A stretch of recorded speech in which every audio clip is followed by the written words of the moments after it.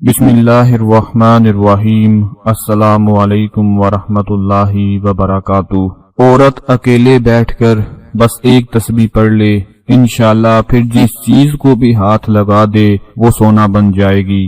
گھر سے مرتے دم تک برکت ختم نہیں ہوگی، اتنی برکت آئے گی کہ کسی چیز کی کبھی کمی پیش نہیں آئے گی۔ جس گھر میں دولت اور بے برکتی کی وجہ سے آپ لوگ پریشان رہتے ہیں، اس گھر میں عورت اکیلی بیٹھ کر بس آج کا یہ عمل کر لے، انشاءاللہ میرا جو بھائی، میرا جو دوست اس وجہ سے پریشان رہتا ہے کہ میرا کام نہیں چل رہا، میرا کام بند پڑا ہوا ہے، مجھے نوکری نہیں مل رہی، میرا کام پہلے بہت اچھا تھا اب اچانک ڈاؤن ہو چکا ہے، میرے پاس پیسوں کی بہت کمی ہے، پیسے آتے ہیں لیکن پتہ نہیں چلتا کدھر چلے جاتے ہیں، میں گاڑی لینا چاہتا ہوں، میں اچھی جگہ پر نوکری کرنا چاہتا ہوں، کاروبار کرنا چاہتا ہوں، لیکن میرے کسی بھی کام میں برکت پیدا نہیں ہوتی، کوئی بھی کام مکمل نہیں ہو پاتا، پورا نہیں ہو پاتا۔ تو آج میں آپ لوگوں کو ایک ایسا عمل بتاؤں گا کہ اگر میرا جو بھی بھائی ہو، چاہے وہ بیٹا ہو، چاہے وہ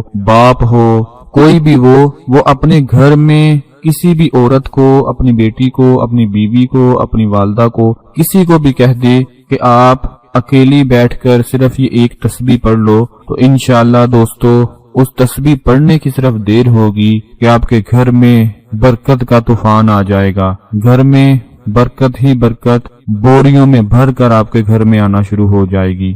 ایک قبیلے میں بہت سارا قحط پڑ گیا، بارش ہونا بند ہو گئی، جس کی وجہ سے دریا، نہر، ندی سب خشک ہو گئے، سبزیاں اور کھیتیاں خشک ہو گئیں، پانی کی قلت ہو گئی، ہر طرف گرمی کی وجہ سے لوگ بے تاب ہو گئے، بچے رونے لگے، جانور بھی مرنے لگے۔ بالآخر علماء نے فیصلہ کیا کہ شہر کے تمام مرد، بوڑھے، بچے، عورتیں، جانوروں سمیت ایک میدان میں نکلے اور نماز حاجت ادا کی اور اللہ سے دعا کی کہ اللہ ہم پر رحمت کی بارش برسا دیں، ہم پر کرم فرما دیں۔ دوستو آپ لوگوں کو ایک عورت کی طاقت کا اندازہ بتانے جا رہا ہوں کہ کتنی طاقت ہے ایک عورت کے الفاظ میں، عورت کے کلام میں۔ کیا ہوا کہ جب وہ سارے لوگ اللہ سے دعائیں مانگ رہے تھے تو اتنے میں ایک نوجوان اپنی والدہ کے ہمراہ اونٹ پر سوار ہو کر قریب سے گزر رہا تھا۔ لوگوں کو دیکھا تو اونٹ سے اتر کر وجہ پوچھی کہ لوگ کیوں اتنے جمع ہیں۔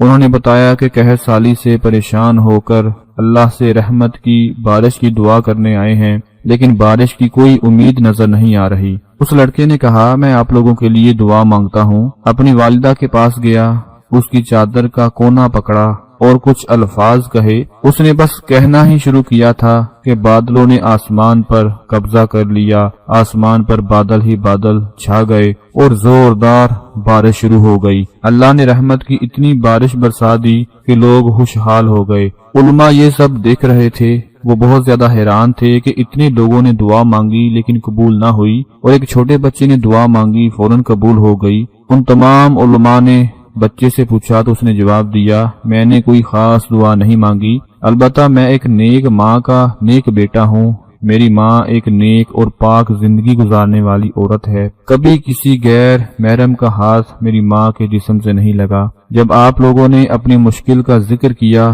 تو میں نے اپنی ماں کی پاک دامنی کا واسطہ دے کر اللہ رب العزت سے دعا کی تو اللہ تعالیٰ نے بارش برسا دی اور آپ لوگوں کی پریشانی دور ہو گئی۔ دوستو عورت کی پاک دامنی میں اتنی طاقت ہے، اگر وہ چاہے تو مٹی کو بھی سونا بنا سکتی ہے۔ اگر وہ اپنی نظروں کی حفاظت کرے، پردے میں رہے اور اللہ سے دعا مانگے تو اس کی مانگی ہوئی دعا سے نسلوں کا بیڑا پار ہو جاتا ہے۔ لیکن افسوس آج کے گزرتے ہوئے دور میں عورت کا پردہ کرنا بہت مشکل ہو گیا ہے۔ جو حالات گزر رہے ہیں اسی وجہ سے گھروں میں برکت نہیں رہی۔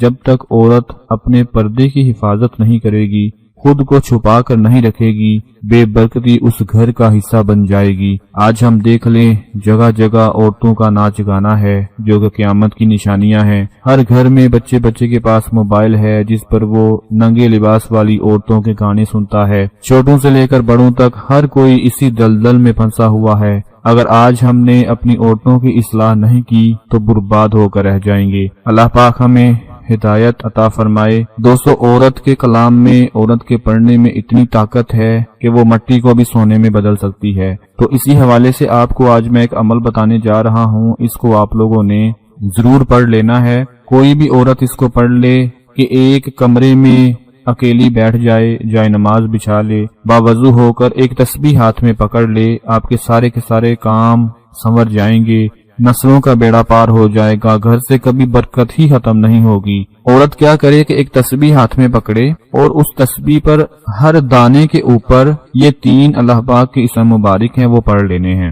تسبیح ہاتھ میں پکڑ کر پہلے دانے پر پڑھیں اللہ النور الباری، پھر دوسرا دانہ پکڑے اس پر پڑھے اللہ النور الباری، پھر تیسرا دانہ پکڑے اس پر پڑھے اللہ النور الباری۔